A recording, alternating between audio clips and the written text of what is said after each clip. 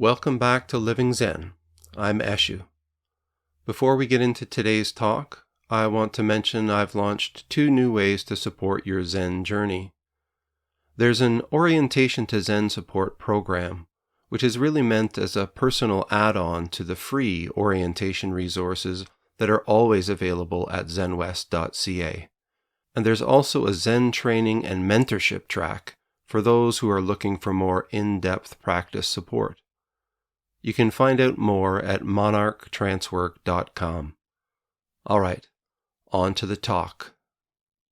Over the past week, I've been kind of reflecting on my experiences of attending Dharma talks and my experiences of giving Dharma talks. And how different teachers approach things in different ways, and how we as students of the way approach connecting with Dharma talks.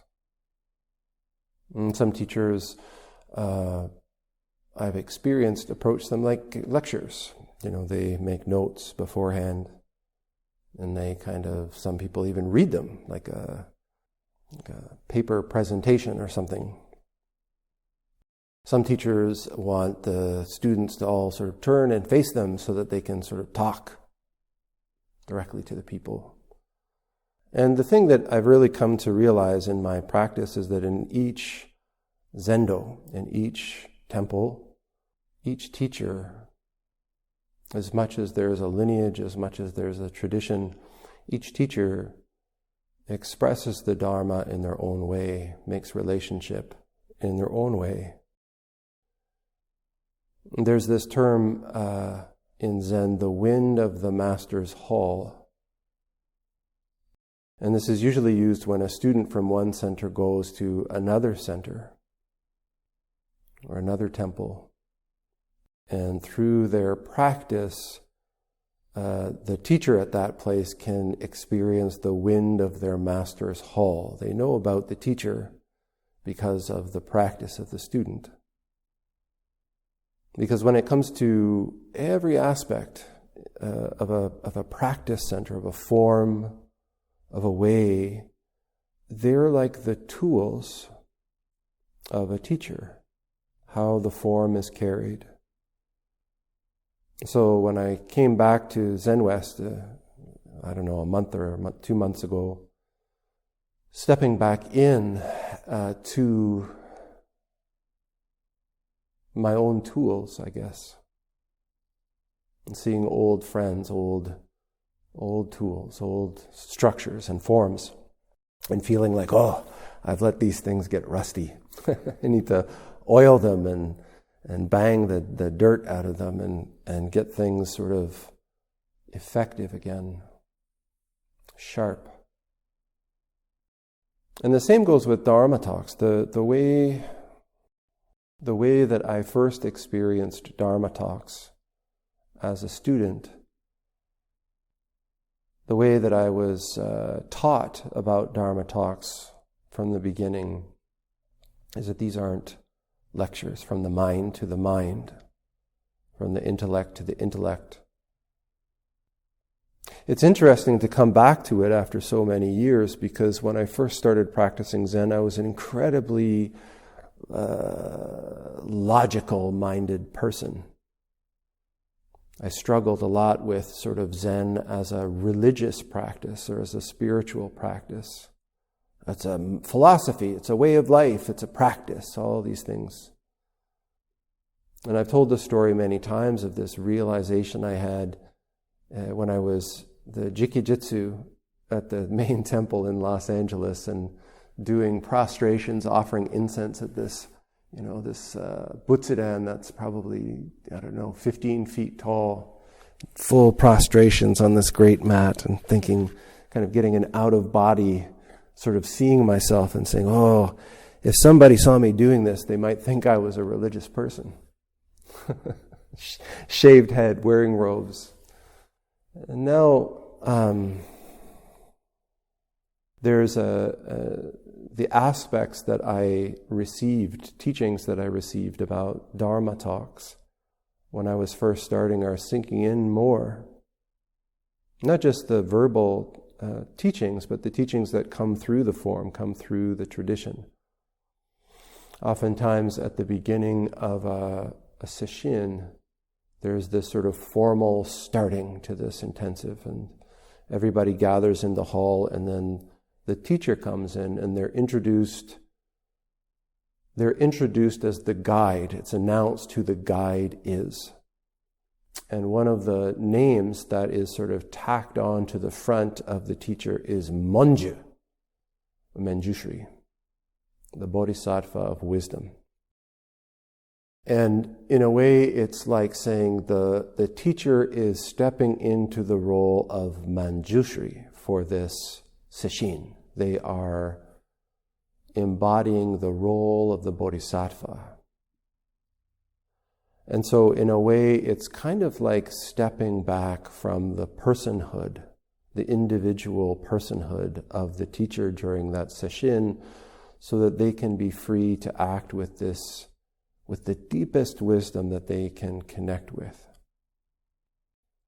And in some traditions of Buddhism, completely in the opposite direction of this lecture, this sort of scholastic lecture, or the sort of like conversation. Some traditions, the teacher, when they give a talk, actually sits behind a screen so that you can't see them at all. You can't sort of connect with them as an individual person at all. You just hear the talk. And in a lot of ways, this is the way my first teacher taught, was just sit, no looking around, just sit and listen. And when we come from a sort of Western, especially academic perspective, it's really hard to do because we don't want to miss anything. We don't want to sort of like drift off. We want to be engaged. We want to sort of hear everything. But in the way that I was taught, it's, as a teacher, the teacher is sitting with a group of people. And in my experience, the talk doesn't come from me. The talk doesn't come, I don't start the day with an idea, I'm going to talk about this. I shouldn't say I don't. Sometimes I do. But oftentimes if I do, I don't talk about that thing because something else comes up. So I kind of gave up. So you sit with the group of people, and it's like, what is happening in the Zendo, and beyond that, what is happening in the lives and the practice of the people who are in the Zendo as you're sitting together, draws the Dharma through you as a teacher, draws it into you. And the only way that it kind of comes out is through getting yourself out of the way as the teacher. I don't know what I'm going to talk about when I sit down. Sometimes I don't remember totally clearly after what I've spoken about. So if you're sitting and you find yourself drifting, you don't hear what the teacher's saying, you missed a bit, you're off in a thought cloud or something like this. I think the tendency we can have is, oh, bad student. Oh, I drifted off. Oh, that's terrible. But when we're giving Dharma talks, we're giving them to a whole room of people that are all in different places in their lives and all in different places in their practice. You'll also find that during a Dharma talk that there are points where you tune in sharply, where you feel completely connected to what's being addressed in the Dharma talk. Many times people will say, I felt like you were talking right to me. And in those moments, I was going to say I am, but the Dharma is speaking to you through me. My job is to get out of the way. There's a connection that's made there. And then in the next breath, the talk moves on. So in some ways, my approach is like, don't approach it like it's a lecture. Don't approach it like you don't want to miss anything for the exam. It's like rain. You don't catch every drop. Every drop isn't meant for you. The ones that are, you can't miss. There's no berating yourself. Just staying true to your practice, staying true to this engagement that you're in, this is the way. This form that we have, that we use, I think even some of you who have been coming for a little while have felt the shift in it and the clarity in it and the impact that clarity has on the sits. There's a functional practice. There's a function to the practice, to the form. When we're really clear with a form, it allows us to really settle in. It allows us to communicate without a lot of words or confusion or what are we doing now. It just allows us to sort of drop right into the meditation practice that we're doing, drop right into the walking, drop right into the bowing, to give ourselves over to it, to get ourselves out of the way, to let the bowing do the bowing, to let the walking do the walking, to let the sitting do the sitting. Every teacher's form, every group's form is going to be a little bit different. But what's important is that practice, that form is really clear, because that form is a mirror. When I started practice, I was a young man. And the way of training in those days was very kind of militant. And the form was used like a bat. And it was like a game for the person who is the jikijitsu, the head of the hall. They were like watching everybody. How are you playing this game? Are you any good at it? And I'm going to catch you in the tiniest gap in your attention if you bow the wrong way. I loved it. I was good at the game. Discipline is important. But there's two kinds of discipline. There is the external kind, where you've got someone who's watching you and making sure you don't put your toe over the line and letting you know every time you do. I loved that kind of stuff when I was young. But as I've grown older, what I've realized is that kind of discipline, it has its place. Don't get me wrong. I'm still sort of inclined that way. But what I also find is that it creates hiding. It creates fear. It creates, doesn't create, but it fuels self-criticism.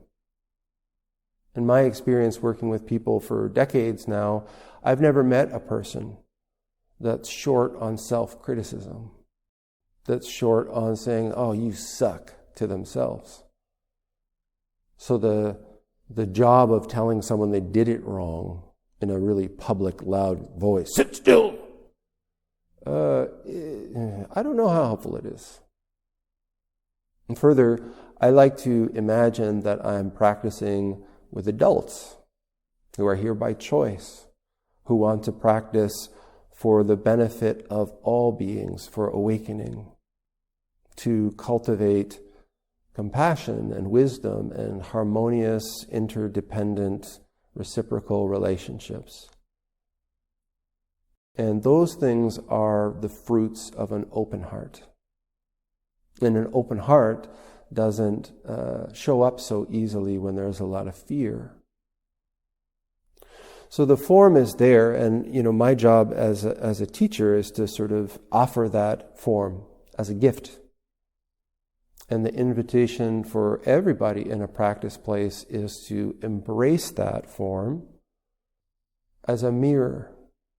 It's a consensual process. We're going to sit like this. We're going to walk like this. I'm going to commit myself to really giving myself fully to manifest this form. And the way that it's a mirror is that you yourself, we're sitting here breathing, paying attention to our breath, paying attention to our posture, paying attention to everything that's going on around us, paying attention.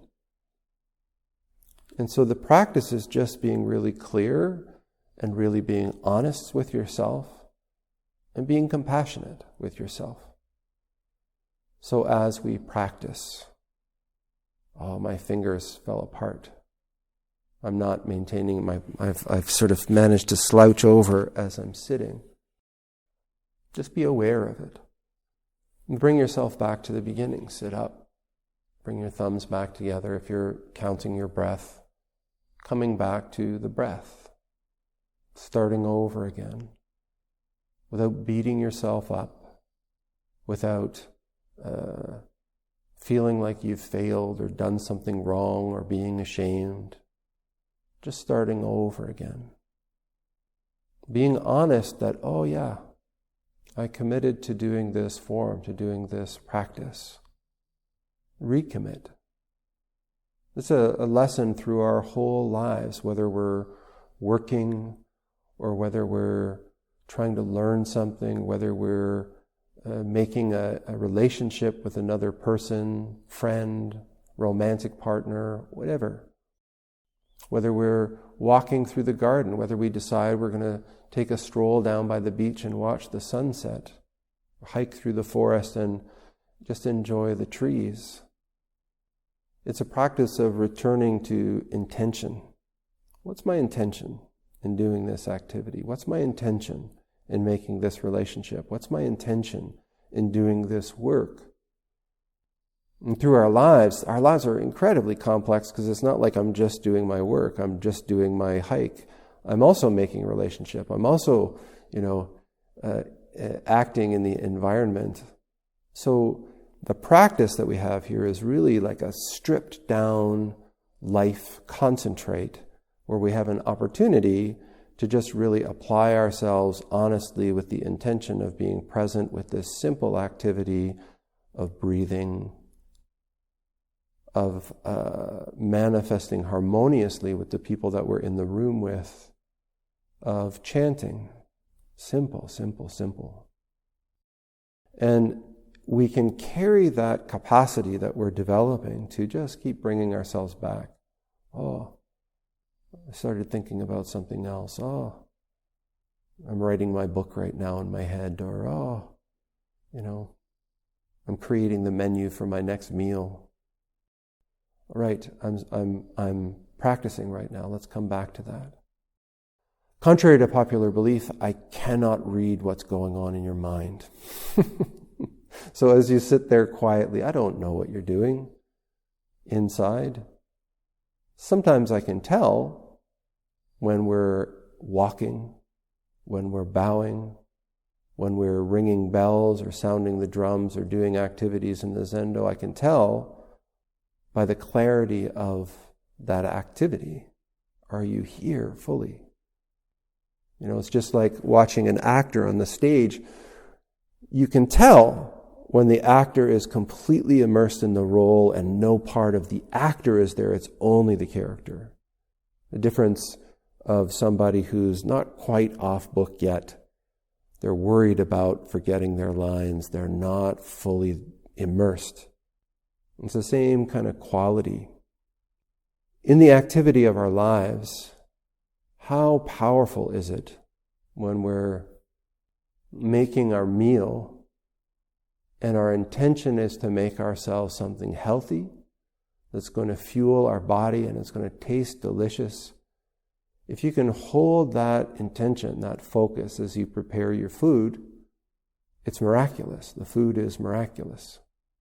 If your intention when you're having a conversation with a friend or with your partner is to just fully make loving relationship with that person, you're not getting distracted about what's next, about finances, about anything else, just bringing yourself back to the intention of being with that person wholeheartedly, with an open heart. The impact is miraculous. And for many of us, that miraculous activity, that activity of the manifestation of compassion and wisdom, can begin with this simple activity of bringing yourself fully into the intention of sitting, just being, breathing, bowing, chanting. On the one hand, you're not going to get it right away. That's why it's called a practice. And On the other hand, right away is the only way that you do get it. The perception, the awareness, that was something. I was really there. I really heard the bell. I really smelled the incense. I really disappeared, dissolved into that bow. That's sudden. And of course, the reflection on it, the awareness, I just did that, the sort of review that we give ourselves is an indication that we've already stepped outside of that practice. We're now looking at the activity of the past. And so our next step is to return to that intention, letting go, returning to our intention of just being here, just doing this breath, just sitting and being open. I'm so grateful that you're all here doing this practice. Lots of people can say, meditation, what a waste of time, navel gazing. But I know that what we're doing here is embedding the miraculous activity into our minds and our hearts and our bodies over and over again. Yes, we do it here, but that miraculous practice isn't limited to this space. When we start manifesting it in our bodies and in our hearts and in our minds, there's nothing else that can happen than for us to begin to carry it out into the world, into our work and into our relationships, into the environment. And that's what I'm talking about when I talk about Dharma, when I talk about practice as medicine. This world needs medicine. So thank you for taking the time and exerting yourself to make of yourselves the miraculous medicine that this world so needs. Thanks for listening. If you'd like early access to these Dharma talks and a look behind the scenes at this practice life, come join me on Patreon at patreon.com/redmountainway. And if you're feeling called to go deeper, do take a look at the new programs at monarchtrancework.com. As always, free orientation resources are waiting for you anytime at zenwest.ca. Take good care, and I'll see you next time.